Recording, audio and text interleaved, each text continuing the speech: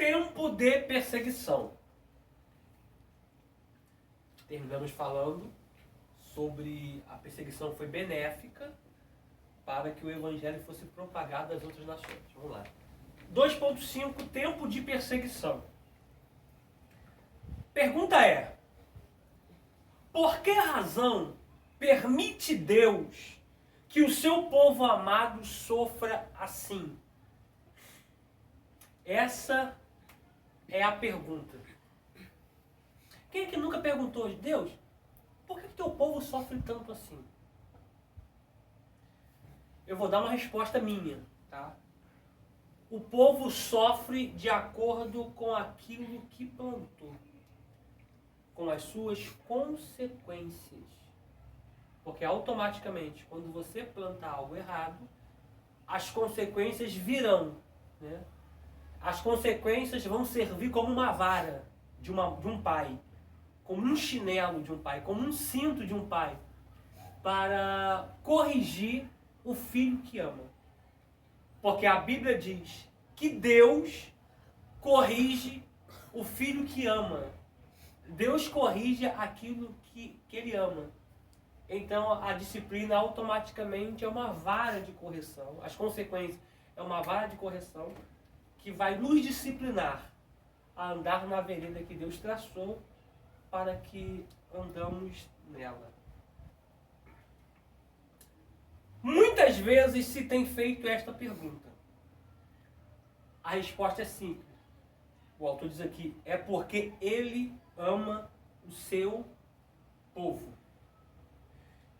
Podia haver, e sem dúvida há, outras razões, porém a principal é esta.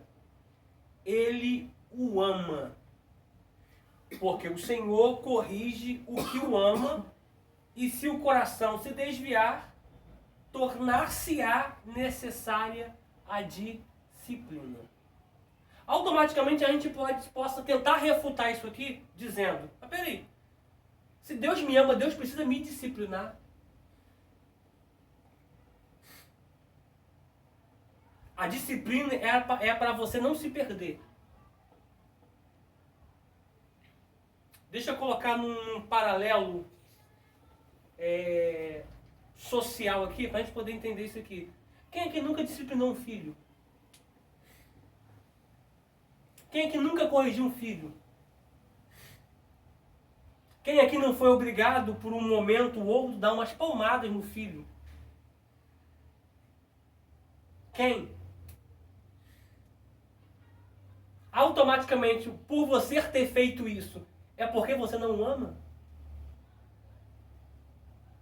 Ou você fez isso para corrigi-lo e não perder a rédea dele, e não perder o controle dele? Automaticamente, toda a correção, toda a disciplina é para corrigir alguém, para não perder o controle do mesmo. Seja qual for o método usado pelo pai, tá? A observação, não estou fazendo apologia ao espancamento de crianças, de hipótese alguma, mas todo mundo, de forma direta ou indireta, já disciplinou, já corrigiu um filho. É o mesmo peso. Tipologicamente falando, Deus corrige seus filhos porque Ele ama. Simples. Se for preciso Ele colocar de castigo, Ele vai te colocar de castigo. Se for preciso Ele usar uma metódica mais rígida, Ele vai usar porque Ele é Deus. Porém, não é porque Ele não nos ama, é porque Ele nos ama. Glória a Deus por isso. Postila. Com que facilidade o mal se liga, mesmo ao melhor dos homens? Mas, na fornalha da aflição, a escória separa-se do metal precioso, sendo aquela consumida.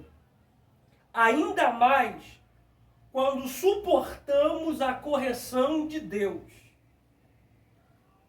Ele nos trata como filhos.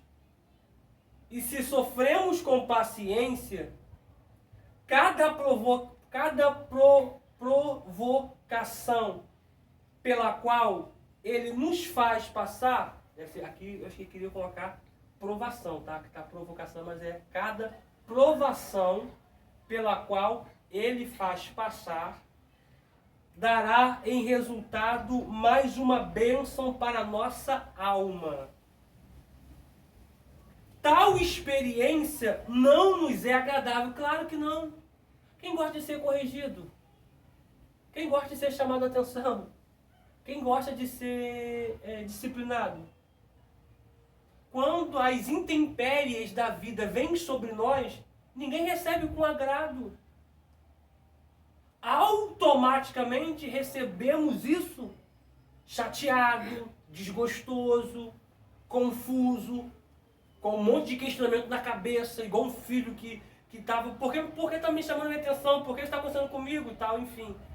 Mas cada um é responsável por aquilo que planta. Toda semente plantada tem uma consequência. Gálatas 6, 7. A Gálatas capítulo 6, versículo 7. Tudo que o homem plantar, isso também colherá. Tá?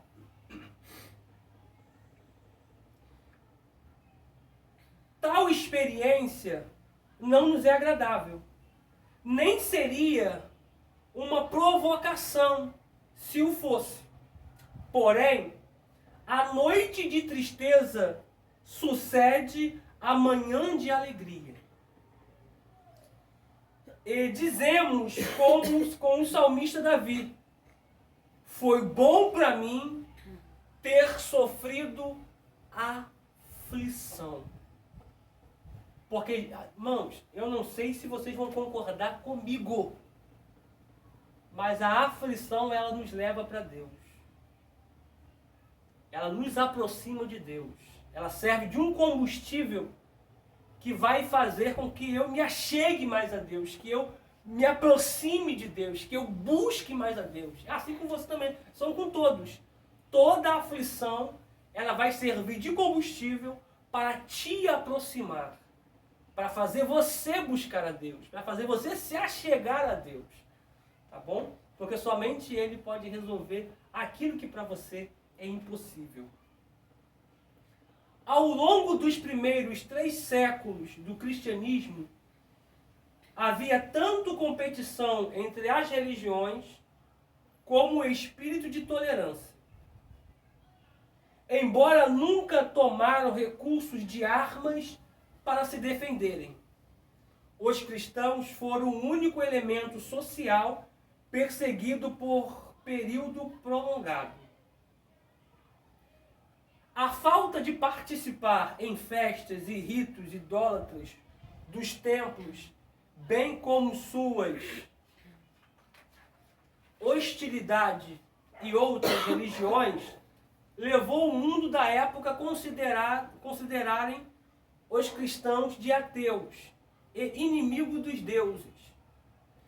Também os cristãos passaram a se reunir de noite e em segredo começaram a mostrar afeição uns pelos outros. Ao mesmo tempo celebravam a ceia do Senhor, comer o sangue e o corpo de Jesus. Deu margem a acusações de antropofagia ou canibalismo. Porque as religiões da época não entendiam esse procedimento. Por quê?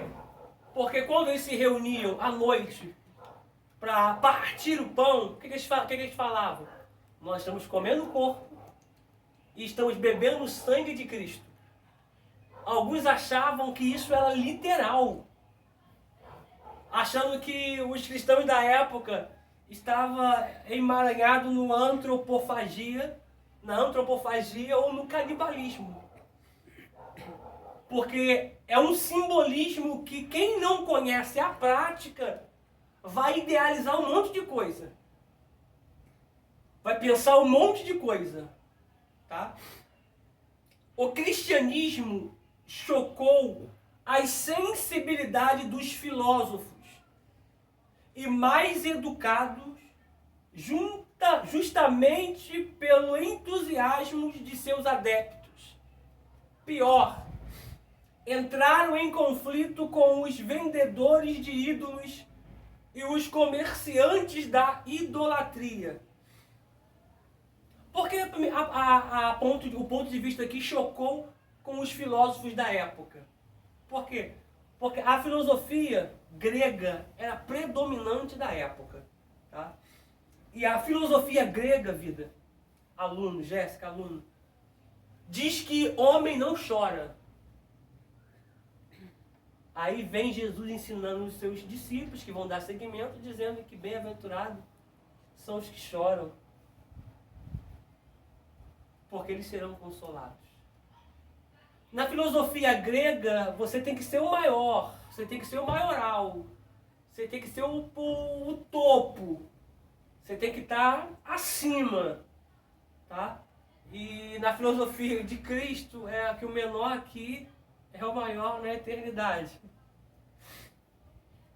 Então vai se chocar com a filosofia da época.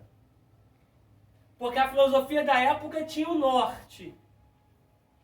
E os discípulos vêm pregando o que Cristo ensinou. Porque para os filósofos vocês valem, pela filosofia grega, vocês valem o que têm. Vocês têm que ter dinheiro, vocês têm que ter um status social bom, um poder aquisitivo bom. Então vocês têm que ter. Só que com Cristo não. Com Cristo é bem-aventurado os pobres, os humildes. Então é uma contramão.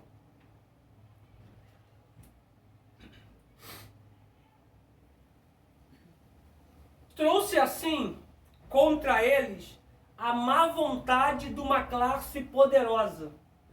O paganismo, em suas práticas, aceitava as novas formas e objetos de adoração que iam surgindo, enquanto o cristianismo rejeitava qualquer forma ou objeto de adoração. Olha o problema que a igreja estava causando à sociedade naquela época. Alguns historiadores vão dizer, e alguns estudiosos vão dizer, que tinha mais imagem, tinha mais ídolo na cidade de Corinto, na Grécia, do que pessoas. Você ia no centro da cidade, no lugar mais movimentado. Imagina, você ir no Cabo Frio, no seu dia de movimento, e pegar sua mente, colocar Corinto ali, e você ver aquele mar de pessoas, e saber que em Corinto aquele mar de pessoas era menos do que as imagens de ídolos que tinham na cidade. Aí veio os cristãos, sendo contra o objeto, sendo contra a idolatria, a renda dos fabricantes caindo muito, as fábricas quase vindo à falência, empregados sendo demitidos, tradição de pai para filho, de neto, estavam se perdendo, até porque era uma profissão que se passava de pai para filho, de filho para filho, e assim ia. E os discípulos vinham agora pregando o evangelho que era contra a adoração de imagem, porque eles adoram obra de mãos humanas, que tem boca, mas não falam, tem olhos, mas não veem, tem ouvidos, mas não escutam, tem pernas, mas não andam, que precisam ser carregados em posição. Olha o problema que a igreja estava trazendo para aquela sociedade.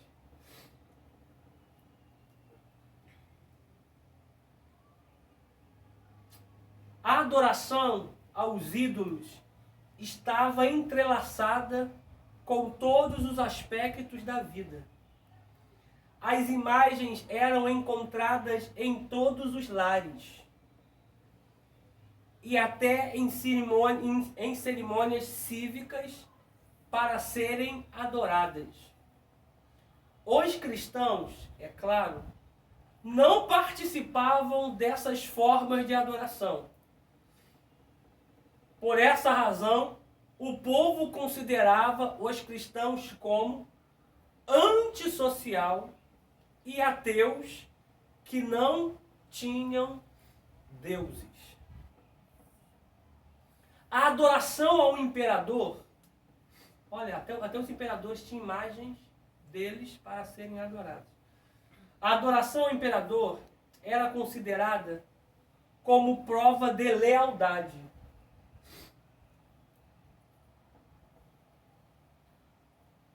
Dizendo que quando você adorava a imagem do imperador, você estava sendo leal ao governo daquele imperador.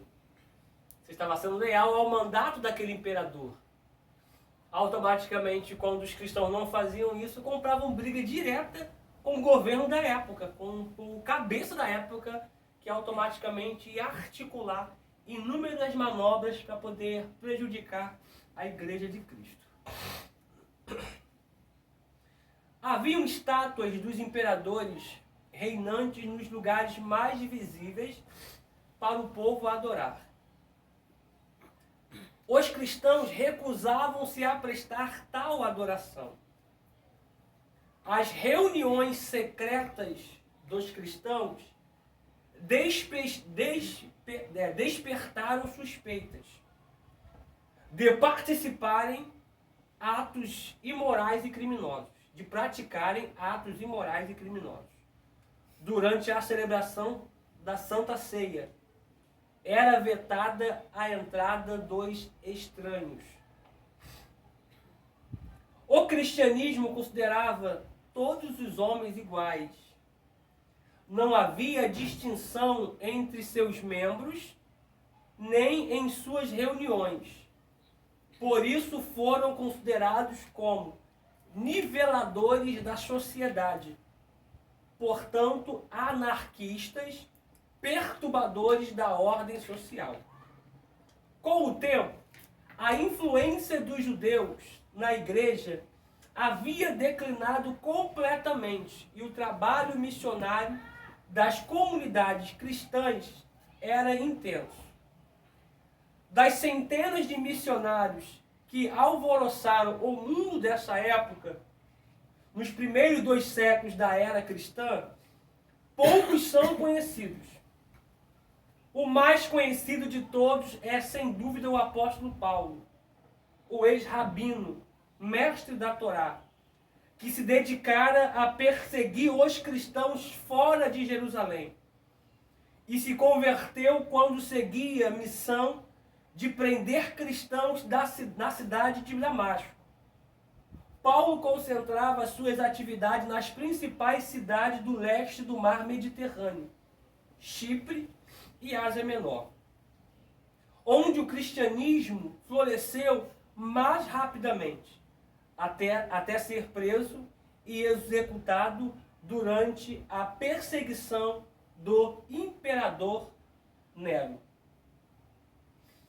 Portanto, apesar de o número de cristãos ser relativamente pequeno ao tempo do falecimento dos apóstolos, uma característica da igreja dessa época foi realmente a rápida expansão.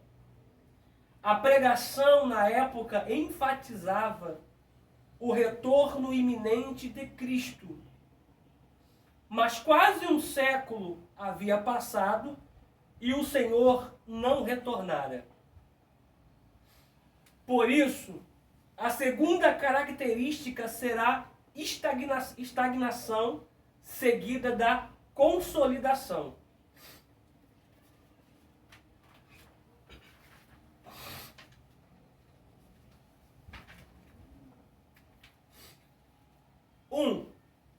Início da perseguição.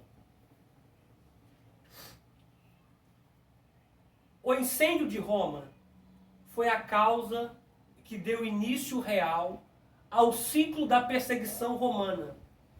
Em 64, mais de 2/3 da cidade de Roma foram destruídos por um grande incêndio, com um número incalculável de vítimas e de danos materiais.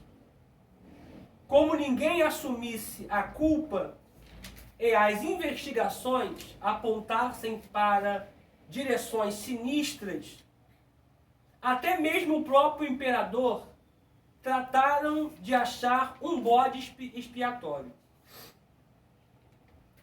O primeiro que as autoridades acharam com complacência do imperador foram as mais suspeitas pessoas que existiam na sociedade romana. Os cristãos. Nero inflamou mais ainda o ânimo de revolta popular contra os cristãos, jogando sobre eles a culpa pelo incêndio. Olha o que Nero, eu creio que foi induzido por Satanás, fez. Ele colocou a culpa do incêndio em Roma nos cristãos.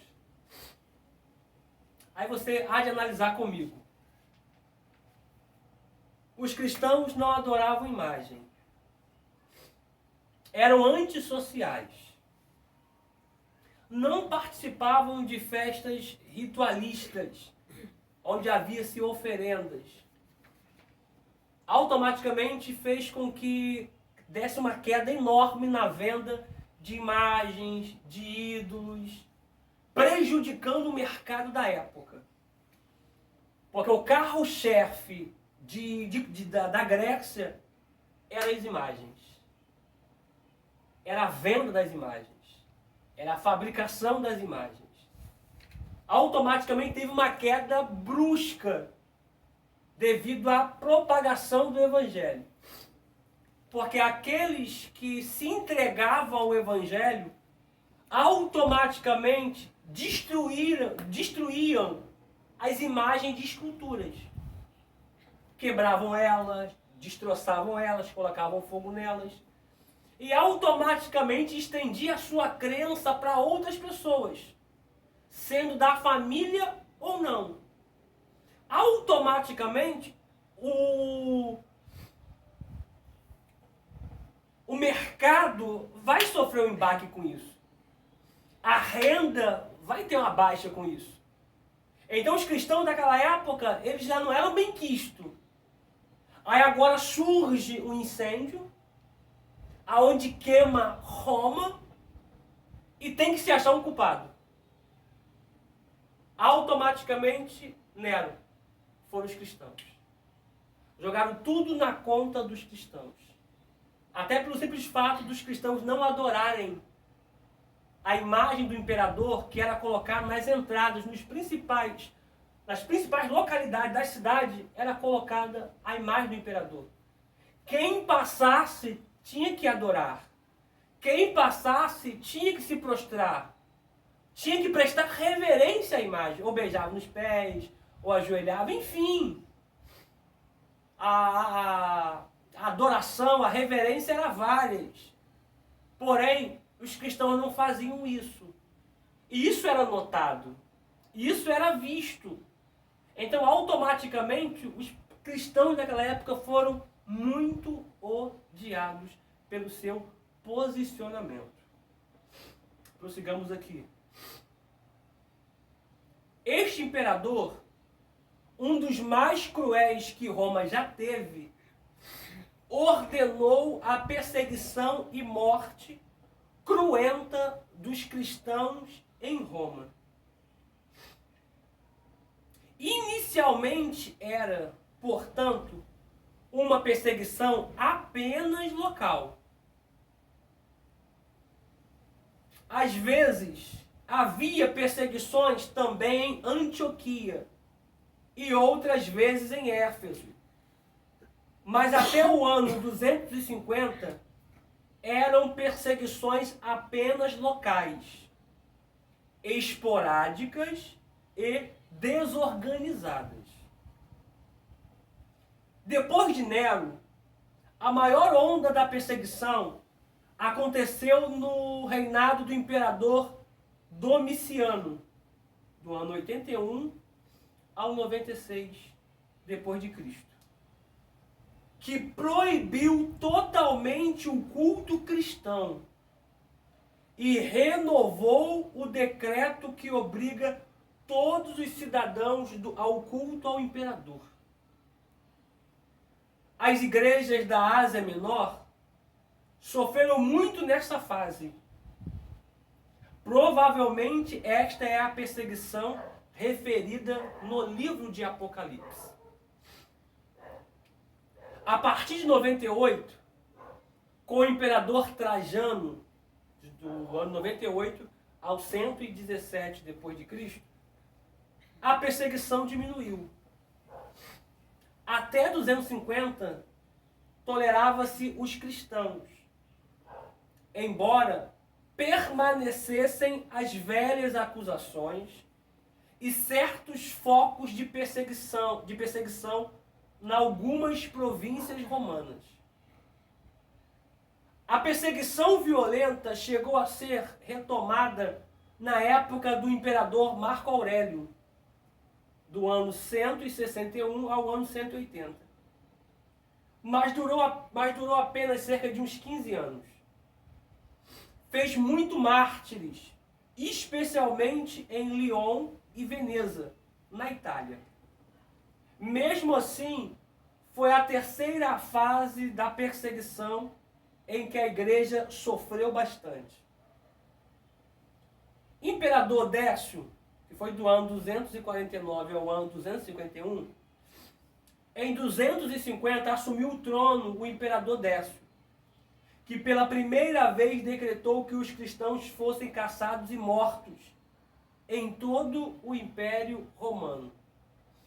Você observou nessa linha histórica aqui, que é uma linha histórica de perseguição, de acalento, depois de nova perseguição, de acalento, tudo para poder destruir o povo de Deus.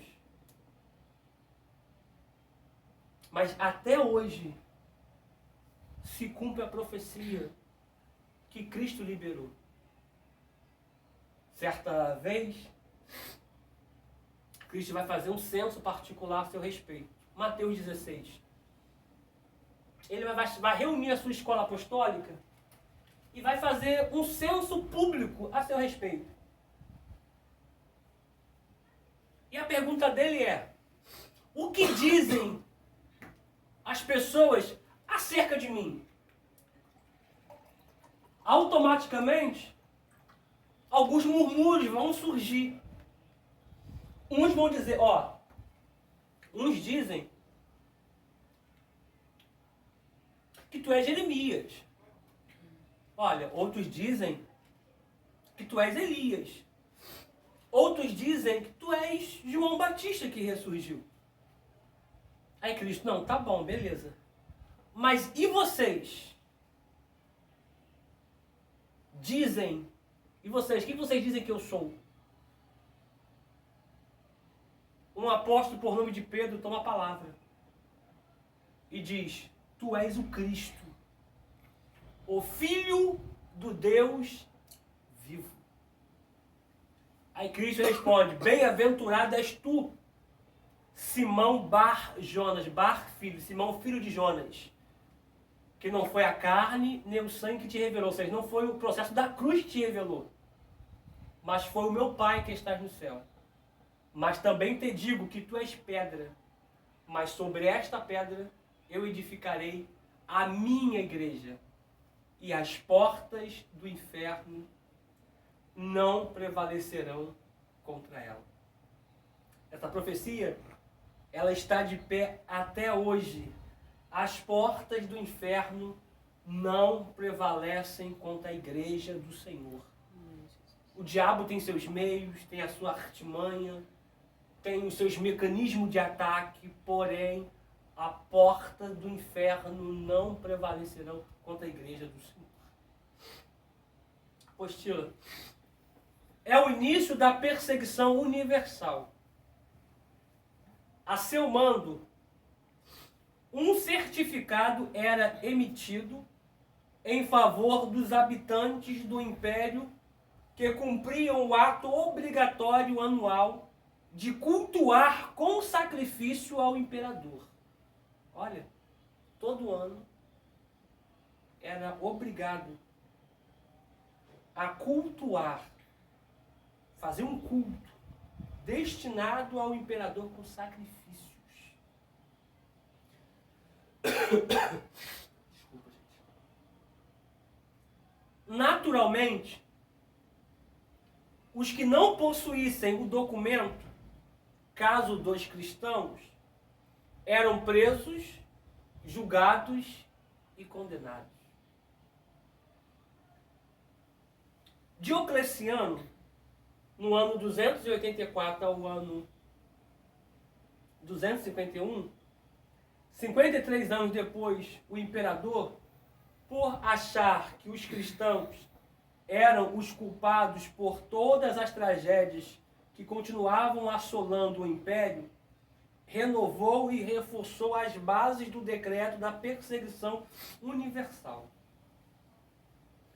Se no período de Décio o número de mártires cristãos já era incalculável, Diocleciano superou todos os seus antecessores em violência.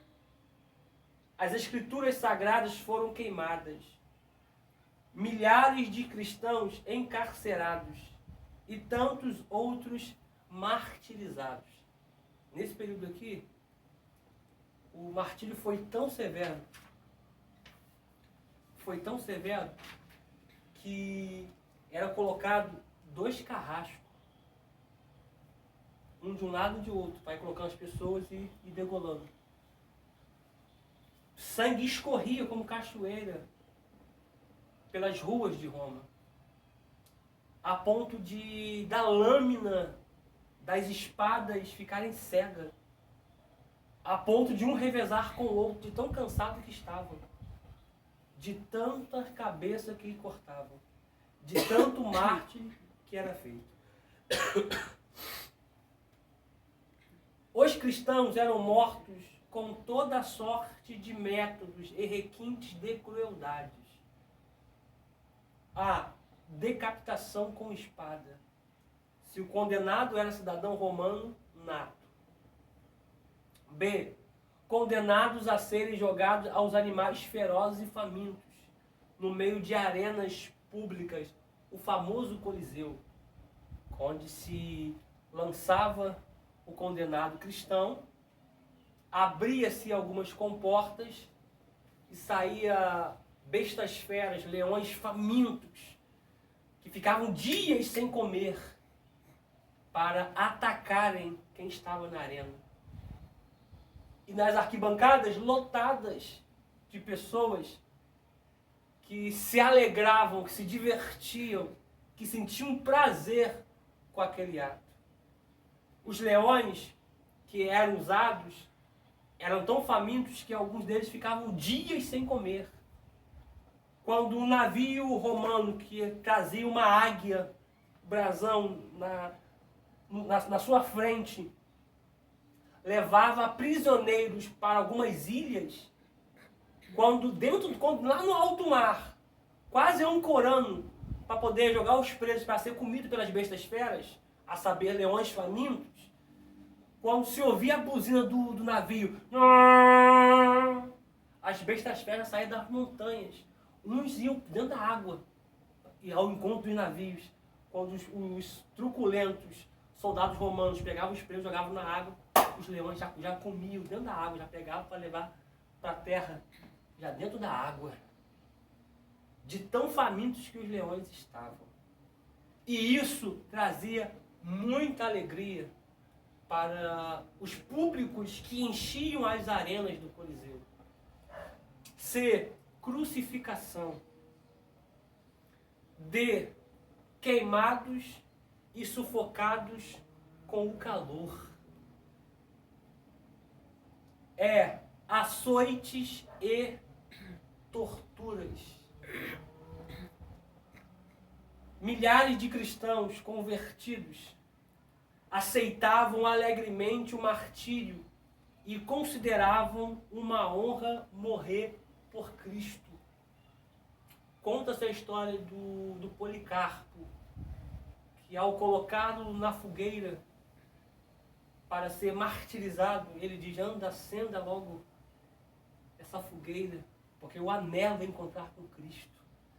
Essas pessoas tinham prazer de morrer por causa do Evangelho, de morrer em prol do Evangelho. E a pergunta que não quer calar é: hoje, você e eu estamos dispostos a morrer pelo Evangelho?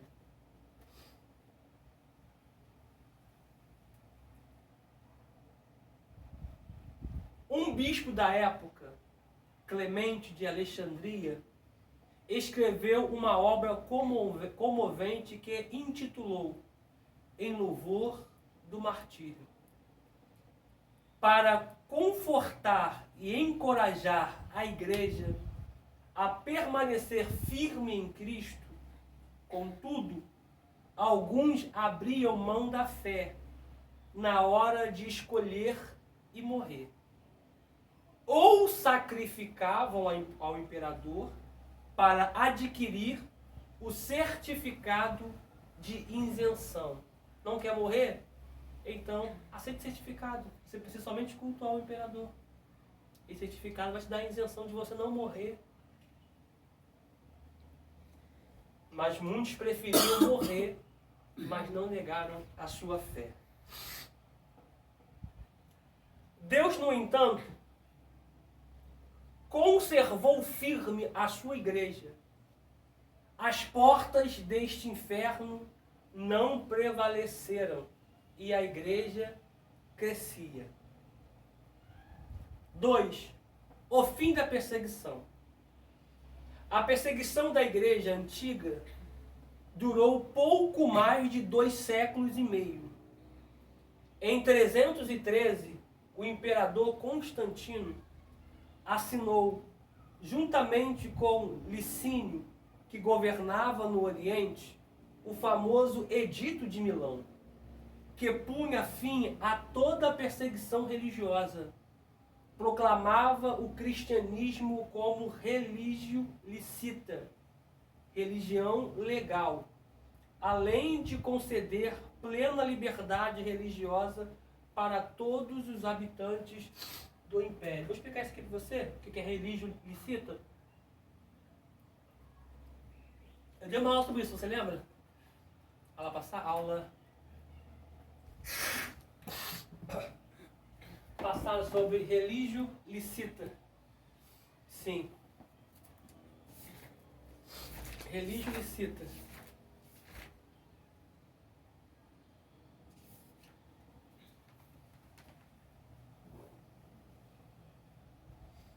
Deixa eu ir? Presta aí. Eu peço Vê se seu. você vai entender. Vamos lá.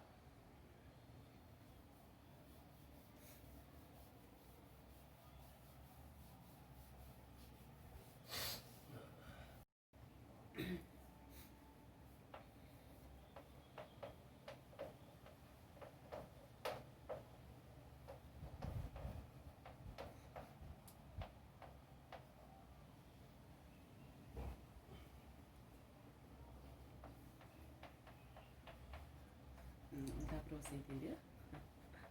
Dá pra entender.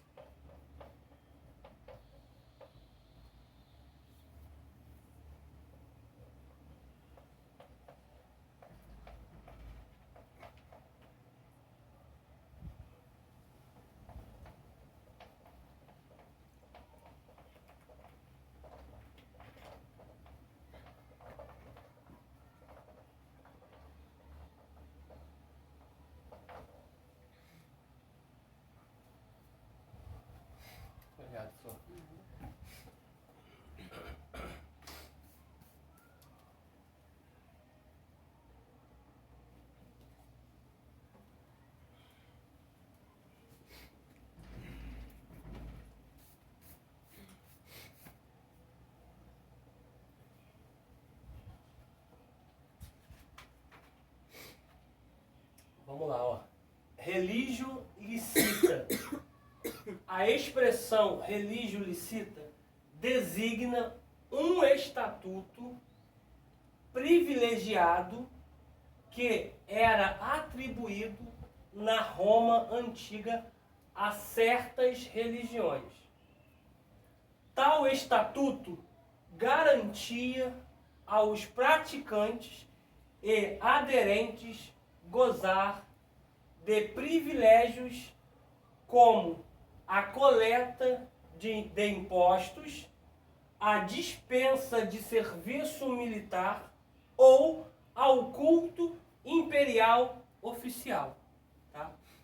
Quando os cristãos receberam esse título aqui de religio licita, então eles já não tinham mais obrigatoriedade de prestar culto ao imperador. Tá ok?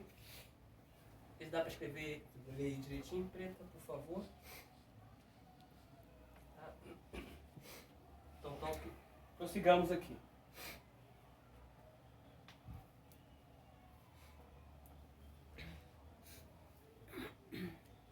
Por causa de muitos fatores políticos e sociais, e também do que se considerava ira dos deuses, na época em que Constantino se tornou imperador, o bem-estar do Império Romano se tornava cada vez mais precário. Dizia-se que os deuses estavam infelizes por causa da religião dos cristãos, que se recusavam a oferecer-lhes sacrifícios. Por esta razão, como vimos, a igreja sofreu as piores perseguições entre o ano 250 e 311 depois de Cristo.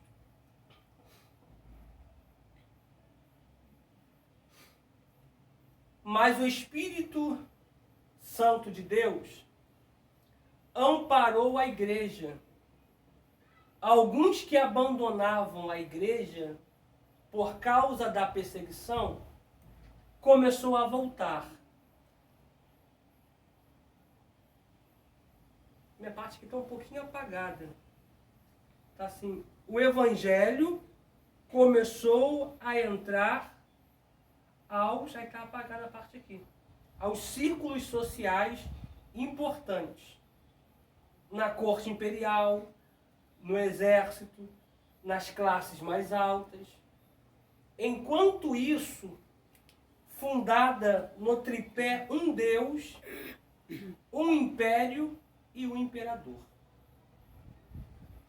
E no lugar de persegui-lo, parece que só restava ao imperador reconhecer o poder do Deus que agia no cristianismo. Página 179. A gente para na página 179, tá, gente? A gente para na página 179.